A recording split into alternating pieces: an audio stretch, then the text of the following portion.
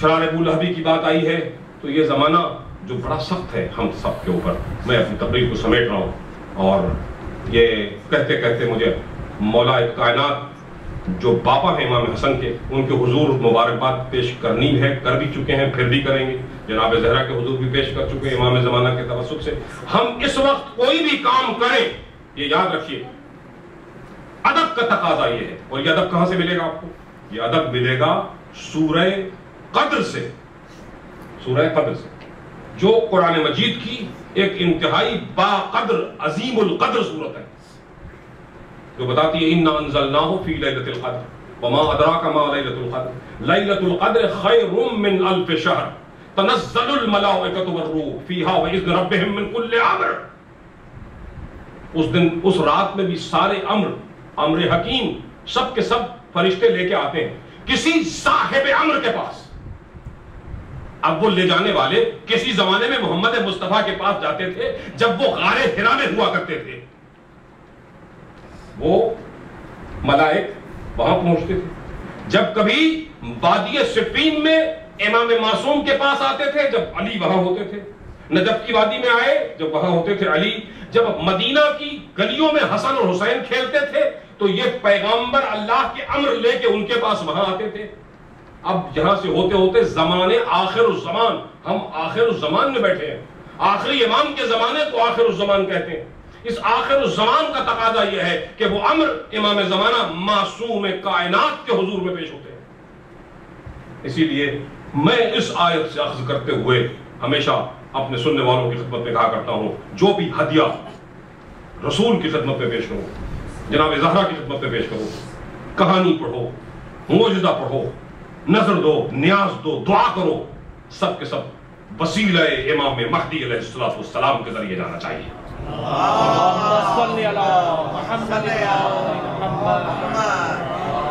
یہ تقاضا ہے باللہ امام زمانہ کا، حاکم زمانہ ہونے کی وجہ سے تقاضا ہے. اسی لیے جتنے نام آپ لیتے ہیں محمد مصطفیٰ صلی اللہ علیہ وآلہ وسلم سے لے کر امام حسن عسکری علیہ السلام تک سب کو آپ درود ضرور پڑھتے ہیں، مگر کسی کی تعظیم میں آپ کا ہاتھ آپ کے سر پہ نہیں جاتا. یہ صرف تقاضا ہے امام زمانہ اجل اللہ تعالیٰ فرجہ الشہید. اور یہ میں یہاں کانفرنس ہو رہی تھی، مجھے یاد آتا ہے کہ اس کانفرنس میں میں نے اس کا حوالہ دیا تھا کہ ہماری معتبر کتابوں نے بتایا کہ یہ آپ اور میں نہیں کرتے کہ جیسے امام زمانہ کا نام آئے اور ویسے ہی ہاتھ سر پہ چلا جائے. اور ادب کا یہ معصومین کر کے دکھا کے گئے ہیں. جب امام جعفر صادق علیہ السلام کے سامنے جناب امام زمانہ کا نام لیا گیا، آپ نے اپنے سر پہ ہاتھ رکھ لیا. یہ ادب ہے جناب امام زمانہ کا. اس لیے ان کے توسط سے ہم نے مبارکبادیں بھی پیش کرنی ہے، تعزیتیں جب پیش کرنی ہوتی ہیں وہ بھی ان کے ذریعے سے جاتی ہیں. وہ زمانے کے حاکم ہیں، ہمارے مولا اور آقا ہیں، وہ موجود ہیں اور اس پریشانی کے عالم میں، جبکہ ان کے ماننے والوں پر ابتلا بڑی شدید ہے، امتحان بہت سخت ہے. لیکن امام علی علیہ السلام جو میں نے آپ سے کہا کہ بابا ہیں امام حسن کے، وہ فرماتے ہیں اپنے شیعوں کے لیے، اپنے چاہنے والوں کے لیے، ان کی کتاب پڑھنے والوں کے لیے، ان سے نصیحت دینے والوں میں الدہر یومان. فرمایا زمانہ، شیرازی بھائی، زمانہ صرف 2 دنوں کا ہے. یہ جو زمانہ ہے تمہاری پوری حیات 2 دنوں سے عبارت ہے. الدہر یومان، 2 دنوں سے عبارت ہے پورا زمانہ. تمہارا زمانہ حیات، ہین حیات کیا ہے؟ یوم لک و یوم علیک. ایک دن ایسا ہے جو تمہارے لیے ہے اور ایک دن ایسا ہے جو تمہارے اوپر ہے. سمجھ گئے آپ؟ اور تفصیل میں جاؤں، وقت اجازت نہیں دے رہا، مگر اتنا بتانا ہے. ایک زمانہ وہ ہے جس میں آپ پوری طرح سے اپنے حالات سے مطمئن ہیں، اچھے حالات ہیں. فلا یوم لا تغتر. اگر تیرے لیے ایسا دن میسر آ جائے کہ جس دن تو خوش ہو اور مطمئن ہو تو اس دن اکڑنا نہیں اس دن، کیونکہ ایک دن آنے والا ہے جو وہ یوم علیک، جو تیرے اوپر آئے گا. جب تیرے اوپر آئے گا تو وہ مشکلات لائے گا. فصبر یوم، اگر ایسا یوم آ جائے تو پھر تُو نے کیا کرنا ہے؟ پہلے میں کہا اکڑنا نہیں، دوسرے میں کہا کہ صبر کرنا. تو صبر کرنا، صبر کامیابی کی کنجی ہے. پریشان نہیں ہونا. میرے پاس مومنین آتے ہیں نا، اپنی پریشانیاں، میری تو کوئی حیثیت نہیں ہے مگر سنتا رہتا ہوں. اور میرے پاس زیادہ بہت ایک قلب ہے جو گداز ہے، جو محبت رکھتا ہے اہل بیت کی. آنکھیں ہیں جو ان کے غم میں اور ان کی یاد میں رونے کے لیے تڑپتی رہتی ہیں، اور وہ آنسو ہیں جو باہر نکلنے کے لیے آمادہ رہتے ہیں. بس انہی آنسوؤں کو پیش کر کے کہتا ہوں آقا یہ آپ کے چاہنے والا آیا تھا، یہ اس کی پریشانی اولاد کے بارے میں ہے، یہ اس کی پریشانی اپنے گھر کے بارے میں ہے، یہ اس کے کاروبار کے بارے میں ہے، تو مولا میرے پاس تو کچھ نہیں ہے، میں آپ کا ذکر کرتا ہوں، یہ اس کی نزدیکی کو دیکھتے ہوئے میرے پاس آیا ہے، اور میں آپ کے پاس آ رہا ہوں تو اس کا مسئلہ آپ حل کرتے ہیں. کائنات کی مختار ہے آپ، ما کان و ما یکون کا علم بھی ہے، اور جو چاہے آپ کر سکیں، اس لیے کہ اللہ نے آپ کو وہ اختیارات دیے ہیں. آپ ان چند لوگوں میں سے ہیں جن کو اللہ کہتا ہے اللہ من ارتضی من رسول، ہم نے ان کو علم بھی دیا اور طاقت بھی جن کو اللہ اپنے بھیجے ہوئے لوگوں میں سے پسند کر لیتا ہے. اگر محمد مصطفیٰ بھیجے ہوئے لوگوں میں پسند نہیں ہے اللہ کو، تو پھر اور کون پسند ہو سکتا ہے؟ بہترین مخلوق. اور محمد مصطفیٰ نے کل ان کا قول کہا تھا اسمی رحمت فی القرآن، کہتے ہیں میرا نام ہے رحمت قرآن میں.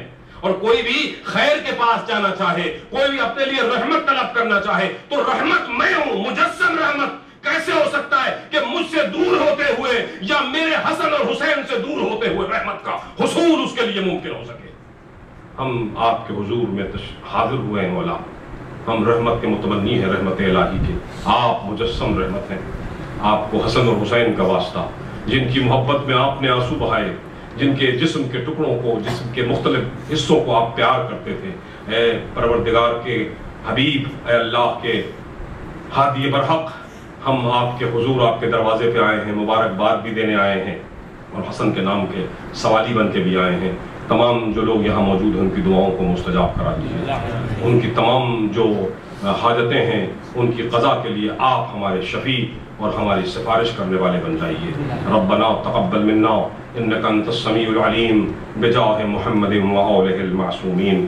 ایک مرتبہ پھر آپ سے گزارش کروں گا سورہ حمد کی، خاص طور پر جو آج کی مجلس کے سپانسرز ہیں ان کے بزرگوں کے لیے، اور جو لوگ مسلسل یہاں کنٹریبیوٹ کر رہے ہیں. اور خدا عالم آپ میں سے جو لوگ ابھی تک اس طرف متوجہ نہیں ہیں خاص طور پر توجہ کریں، اور جو دن ابھی تک یہاں خالی ہیں مجالس کے ذکر کے، روزانہ یہاں مجلسیں ہیں، روزانہ یہاں ذکر ہے.